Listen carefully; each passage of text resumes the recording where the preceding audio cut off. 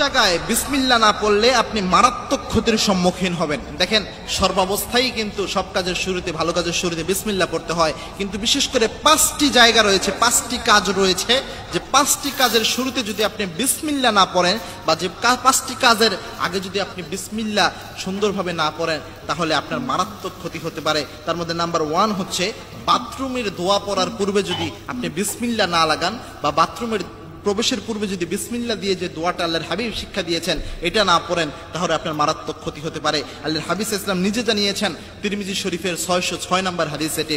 আল্লাহর হাবিব ইসলাম জানিয়েছেন, সাত্রু মা বাইনা আইনুল জিন্নি ওয়া আওরাত বনি আদম, এবং জিন শয়তানের মধ্যে যে জিনিসটা পর্দা তৈরি করে দেয় সেটা হচ্ছে বিসমিল্লাহ। অর্থাৎ কোন ব্যক্তি যখন বাথরুমে প্রবেশ করার সময় বিসমিল্লাহি আল্লাহুম্মা ইন্নী আউযু বিকা মিনাল খুবসি ওয়াল খাবাইস পড়ে, ওই ব্যক্তিকে জিন শয়তান ক্ষতি করবে তো অনেক দূরের কথা, জিন শয়তান দেখতেই পায় না।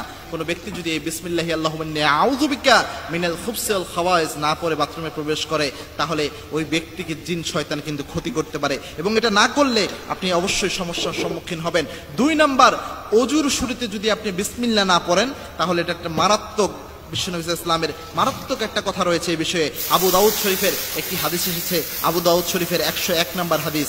আল্লাহর হাবিব সাল্লাল্লাহু আলাইহি ওয়াসাল্লাম নিজে জানিয়েছেন, লা ওযু লিমান লাম ইয়াজকুর ইসমাল্লাহু তাআলা, যে ব্যক্তি আল্লাহ রাব্বুল আলামিনের নাম উচ্চারিত করলো না ওযুর শুরুতে, ওই ব্যক্তির ওযুই হবে না, ওই ব্যক্তির ওযুই শুদ্ধ হয় না যে ব্যক্তি ওযুর শুরুতে বিসমিল্লাহ পড়ে না। তবে এই হাদিসটা নিয়ে অনেক অ্যানালাইসিস হয়েছে। ইমাম আবু হানিফা সহ বেশ কিছু বড় বড় আলেমেরা বলেছেন, এখানে ওযু হবে না বলতে বিশ্বনবী বুঝিয়েছেন তার ওযুর যে ফজিলত এটা সে পুরোপুরি পাবে না, কিন্তু এমনি ওযুর হক আদায় হয়ে যাবে। অর্থাৎ এরকম বিসমিল্লাহ পড়তে ভুলে গেলেও নামাজ হয়ে যাবে, কিন্তু ওযুর একটা ফজিলত রয়েছে।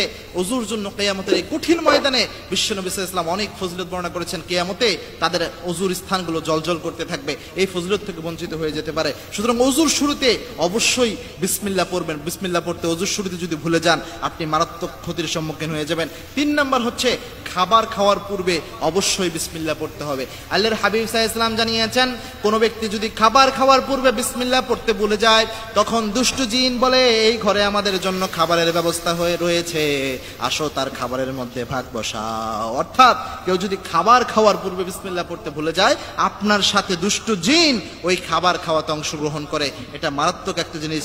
4 নাম্বার হচ্ছে ঘর থেকে বের হওয়ার সময় যদি আল্লাহর নাম নিয়ে না বের হন, মারাত্মক ক্ষতির সম্মুখীন হবেন। কারণ আল্লাহর হাবিব সাল্লাল্লাহু আলাইহি ওয়াসাল্লাম জানিয়েছেন, কোন ব্যক্তি যদি, তিরমিজির বর্ণনা, কোন ব্যক্তি যদি ঘর থেকে বের হওয়ার সময় পড়ে বিসমিল্লাহিল্লাযী লা ইয়াদুররু মা ইসমিহি শাইউন ফিল আরদি ওয়ালা ফিস সামা ওয়া হুয়াস সামিউল আলিম, এটা সকাল বেলায় যদি পড়ে, আবার যদি পড়তে পারে বিসমিল্লাহি তাওয়াক্কালতু আলাল্লাহ ওয়ালা হাওলা ওয়ালা কুওয়াতা ইল্লা বিল্লাহ, এই দোয়া পড়ে যদি কেউ ঘর থেকে বের হতে পারে, আল্লাহ রাব্বুল আলামিন ওই ব্যক্তির নিরাপত্তার দায়িত্ব নিজ হাতে গ্রহণ করে নেয়। এই বিসমিল্লাহ দিয়ে এই 2টি দোয়াই অনেক বেশি গুরুত্বপূর্ণ। তার মধ্যে বিসমিল্লাহি তাওয়াক্কালতু আলাল্লাহ ওয়ালা হাওলা ওয়ালা কুওয়াতা ইল্লা বিল্লাহ, ঘর থেকে বের হওয়ার সময় যদি কেউ এটা পড়ে, তাহলে আল্লাহ রাব্বুল আলামিন নিজে তার দায়িত্ব নিয়ে নেয়। আর পড়তে ভুলে গেলে আল্লাহ রাব্বুল আলামিন তার দায়িত্ব নেয় না। সুতরাং এটা যদি মিস করেন, আপনি একটা মারাত্মক ক্ষতির সম্মুখীন হতে পারেন। 5 নাম্বার হচ্ছে স্ত্রীর সাথে যখন একান্ত মুহূর্ত আপনি স্পেন্ড করবেন, অর্থাৎ ফিজিক্যাল ইন্টারকোর্সের সময় কেউ যদি বিসমিল্লাহ দিয়ে যে দোয়াটা রয়েছে, এই দোয়াটা পড়তে যদি কেউ ভুলে যায়, তাহলে তার সাথে দুষ্ট জিন অংশগ্রহণ করে। সুতরাং এই 5টি জায়গায় অবশ্যই বিসমিল্লাহ পড়বেন। এই 5টি জায়গায় যে দোয়াগুলো রয়েছে, এই দোয়ার শুরুতে বিসমিল্লাহ দিয়ে আল্লাহ শুরু করেছেন, এই আল্লাহর নাম নিয়ে এই 5টি জায়গা অবশ্যই আপনার আমলগুলো আপনি করা ট্রাই করবেন। ইনশাআল্লাহ আল্লাহ রাব্বুল আলামিন বড় ধরনের ক্ষতির সম্মুখীন থেকে আল্লাহ আপনাকে হেফাজত করবেন।